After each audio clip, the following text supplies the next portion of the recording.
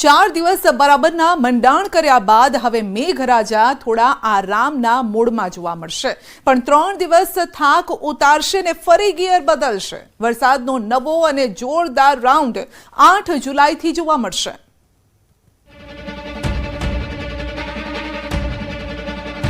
છેલ્લા 3-4 દિવસ મેઘરાજાએ ગુજરાતના અલગ અલગ વિસ્તારોને બરાબરના ધમરોડ્યા.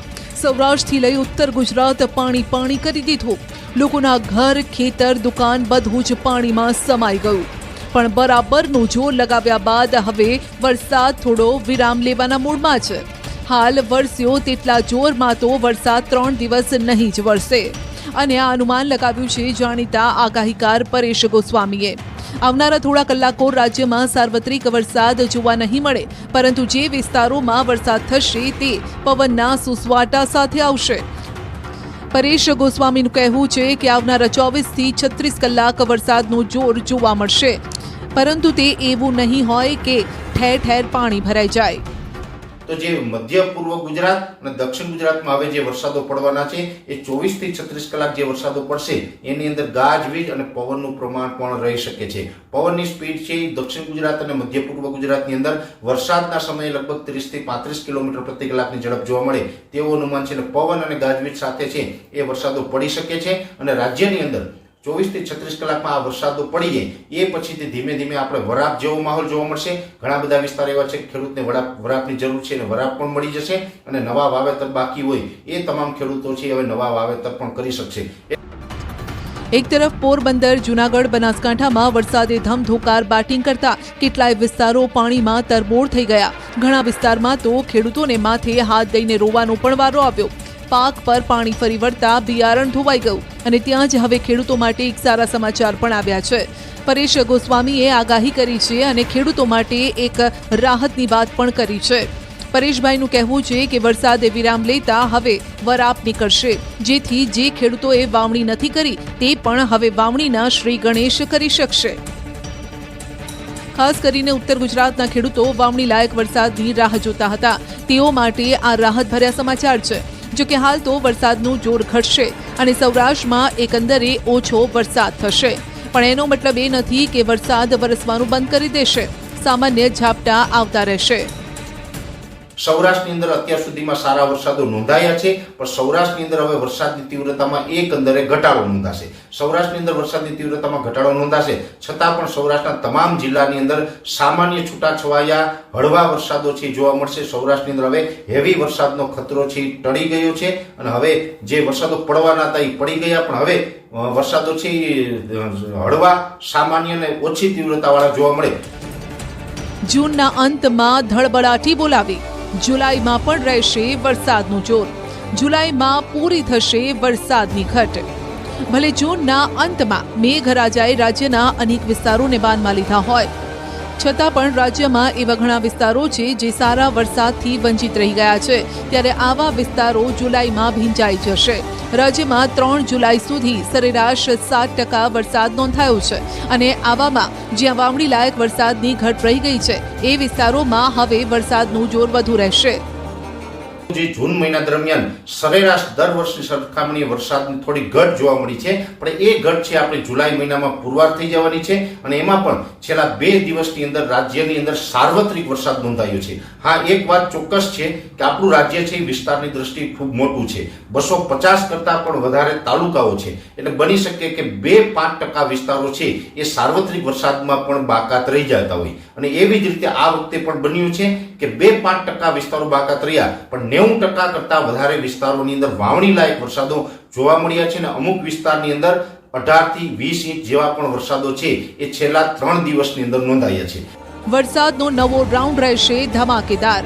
મેઘરાજા ટોપ ગિયરમાં આવશે. 4 દિવસ બાદ ફરી વાદળા ગરજશે અને વરસશે.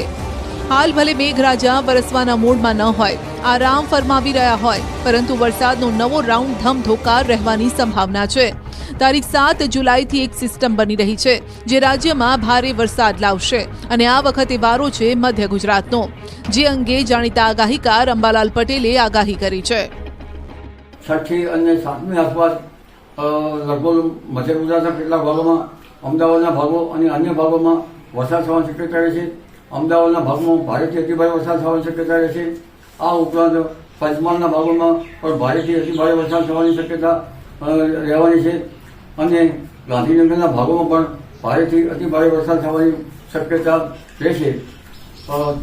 આ ઉપરાંત અત્યારે હાલમાં બનાસકાંઠાના ભાગોમાં ભારે વરસાદની શક્યતા છે। પણ સવાલ એ છે કે આ સિસ્ટમ કઈ છે જેના કારણે રાજ્યમાં ભારે વરસાદ પડશે, તો તે પણ જાણી લઈએ। અંબાલાલના મતે રાજ્ય પર બે સિસ્ટમ એકસાથે અટેક કરશે। એક સિસ્ટમ અરબી સમુદ્રમાં સક્રિય થયેલી છે અને બીજી સિસ્ટમ બંગાળના ઉપસાગરમાં સક્રિય થશે, જેના કારણે 8 જુલાઈથી રાજ્યમાં વરસાદનું જોર વધવાનું છે અને આ વરસાદ જેવો તેવો નહીં હોય। પવનના સુસવાટા સાથે વરસશે મેઘરાજા।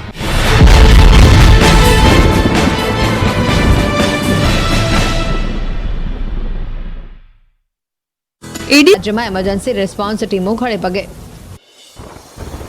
રાજ્યમાં ભારે વરસાદની આગાહીના પગલે એનડીઆરએફની 10 ટીમો તૈનાત। ગુજરાતમાં ભારે વરસાદની આગાહીના પગલે ભરૂચ જિલ્લામાં 3 ટીમો મોકલવામાં આવી। નર્મદા જિલ્લામાં એનડીઆરએફની 2 ટીમો તૈનાત।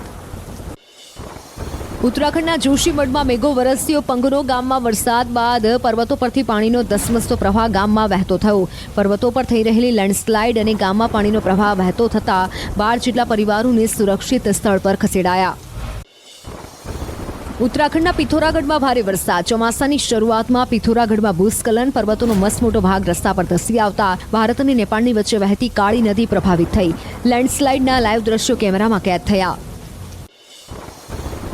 ઉત્તરાખંડમાં વરસાદને લઈને તંત્ર એલર્ટ। ભારે વરસાદના કારણે રામનગરમાં નદી નાળાઓમાં પાણીનો ધસમસતો પ્રવાહ વહેતો થયો। રસ્તા પર પાણીનો પ્રવાહ વહેતો હોવા છતાં અનેક વાહન ચાલકો પાણીમાં વાહન ઉતારતા દેખાયા। પાણીના પ્રવાહ વચ્ચે એક કાર પણ ફસાઈ। બિહારમાં મેઘરાજાએ કરી રૌદ્ર સવારી। નદીઓમાં જળસ્તર વધતા રસ્તાઓ પર પાણીનો ધસમસતો પ્રવાહ વહેતો થયો। પાણીના પ્રવાહ વચ્ચે લોકો બાઇકને ખભા પર ઊંચકી અન્ય કિનારા તરફ લઈ જતા દેખાયા। ઉત્તર પ્રદેશના મુરાદાબાદ શહેરના રસ્તાઓ થયા જળમગ્ન। રિક્ષાઓ સહિત વાહનો રસ્તા વચ્ચે બંધ પડી જતી હોવાથી સ્થાનિકો ચાલી અને અવરજવર કરવા મજબૂર બન્યા। પાણીમાં તરબોળ રસ્તાઓ વચ્ચેથી લોકો કરી રહ્યા છે અવરજવર।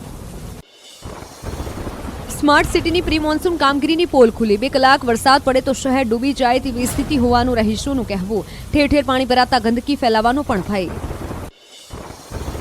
ઉત્તર પ્રદેશના શિવાલિક પર્વત પર થયેલા ધોધમાર વરસાદને લઈને નદીઓમાં પૂરમાં શાંકુભરી નદીના પરિસરમાં પાણી ભરાયા। સુરક્ષાને ધ્યાનમાં રાખી તંત્રએ શ્રદ્ધાળુઓને મંદિરમાં જવાની કરી મનાઈ। મહારાષ્ટ્રમાં મેઘો મનમુકી વરસ્યો। મેઘરાજાએ મુંબઈમાં ધમાકેદાર બેટિંગ કરી। ભારે વરસાદ બાદ દરિયામાં કરંટ જોવા મળ્યો। મરીન ડ્રાઈવમાં ઊંચા મોજા ઉછળતા કડક બંદોબસ્ત ગોઠવાયો। હિમાચલ પ્રદેશના શિમલામાં મેઘમહેર। આહલાદક વાતાવરણ વચ્ચે ધીમી ધારે મેઘરાજા વરસતા વાતાવરણ મનમોહક થયું। મેઘરાજાએ સવારી કરતા પર્યટકોના ચહેરા પર ખુશીની લહેર છવાઈ। બિહારના નાલંદામાં મેઘરાજાએ બોલાવી ધડબડાટી। રહેણાંક વિસ્તારમાં કેડસમાં પાણી ભરાતા વધી લોકોની સમસ્યા। લોકોના ઘરોમાં પાણી ભરાતા ઘર વખરીને થયું નુકસાન। તંત્રએ નાળાઓની સફાઈ માટે લાખો ખર્ચ્યા, છતાં સ્થાનિકોને થઈ રહી છે હાલાકી। બિહારના પશ્ચિમ ચંપારણમાં અનરાધાર વરસાદ વરસ્યો। ભારે વરસાદના કારણે અનેક વિસ્તારોમાં જળબંબાકારની સ્થિતિ સર્જાઈ। રહેણાંક વિસ્તારમાં લોકોના ઘરોમાં પાણી ભરાતા પારાવાર મુશ્કેલી સર્જાઈ। મેદાનોમાં ભરાયેલા વરસાદી પાણીમાં બાળકો વરસાદની મજા માણતા દેખાયા। બિહારમાં સાર્વત્રિક વરસાદથી નદીઓના જળસ્તરમાં થયો વધારો। ઉપરવાસમાં પણ ભારે વરસાદના કારણે ગંગા નદીના જળસ્તરમાં વધારો થયો। રાજ્યની અન્ય કેટલીક નદીઓ ભયજનક સપાટીની નજીક પહોંચી। મધ્યપ્રદેશના ડિંડોરમાં મેઘો અનરાધાર થયો। સતત થઈ રહેલા વરસાદના કારણે અનેક રસ્તાઓ જળમગ્ન થયા। ભારે વરસાદના કારણે નિર્માણધીન રસ્તાનો એક મોટો ભાગ પાણીના પ્રવાહ સાથે વહી ગયો। શરૂઆતના વરસાદમાં જ રસ્તાએ જળસમાધિ લેતા લોકોની સમસ્યામાં વધારો થયો।